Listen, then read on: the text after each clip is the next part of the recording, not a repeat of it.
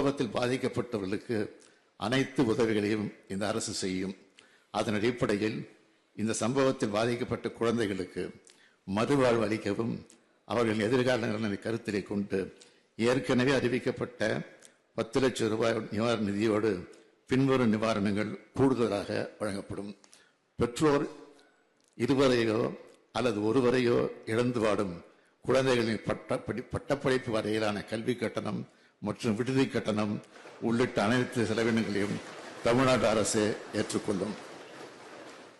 பெற்றோர் இருவரையும் இழந்து ஆதரவின்றி தவிக்கும் ஒவ்வொரு குழந்தையும் பாதுகாவலர் பராமரிப்பு வளர அவர்கள் 18 வயது நிறைவடையும் வரை மாத பராமரிப்பு தொகையாக தலா 5000 ரூபாய் வழங்கப்படும்.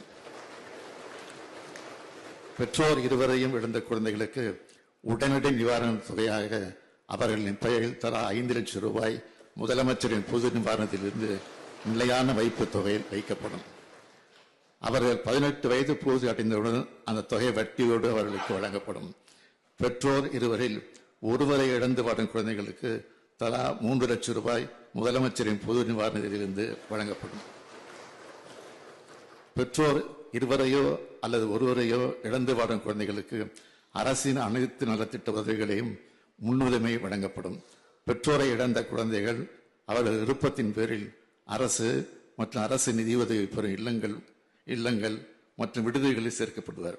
மேலும் இதுபோன்ற சம்பவங்கள் மீண்டும் நிகழா வண்ணம் அரசு மேற்கொள்ள வேண்டிய நடவடிக்கைகள் குறித்து ஆலோசனைகளை வழங்கவும் கள்ளக்குறிச்சி சம்பவம் குறித்து ஒரு விரிவான விசாரணை மேற்கொள்ள ஓய்வு பெற்ற உயர்நீதிமன்ற நீதியரசர் திரு கோகுல்தாஸ் அவர்கள் தலைமையில் ஒரு நபர் ஆணையம் அமைத்திடவும் உத்தரவிடப்பட்டுள்ளது.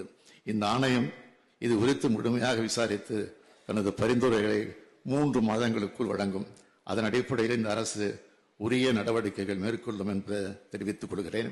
நடைபெற்ற சம்பவத்துக்கு முதலமைச்சர் பொறுப்பேற்க வேண்டும் என்று இங்கு பேசினார்கள். உள்துறையை கவனிப்பவன் என்ற முறையில் மட்டுமல்ல, தமிழ்நாட்டின் முதலமைச்சர் என்ற முறையில் இந்த பிரச்சனையில் இருந்து நான் ஓடி ஒளிவப்பன் அல்ல, பொறுப்பை உணர்ந்ததற்காக தான் பொறுப்போடு பதிலளித்துக் கொண்டிருக்கிறேன். எடுத்த நடவடிக்கைகளையும் பட்டியலிட்டிருக்கிறேன். குற்றவாளிகளை கைது செய்துவிட்டுத்தான் உங்களுக்கு பதிலளித்திருக்கிறேன். திறந்த மனதோடு இரும்பு கரங்கொண்டு குற்றம் புரிந்தவர்கள் அடக்கி வருகிறேன்.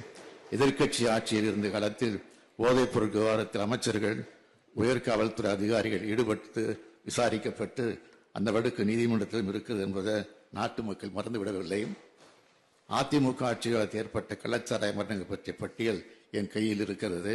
அதையெல்லாம் இணைத்து அரசியல் பேச நான் விரும்பவில்லை.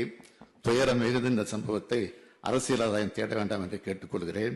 என்னை பொறுத்தவரை சமூக விரோத சக்திகளிடமிருந்து மக்களை காக்க எந்த விதமான கடுமையான நடவடிக்கைகளை எடுப்பேன் என உறுதி அளிக்கிறேன். வணக்கம்.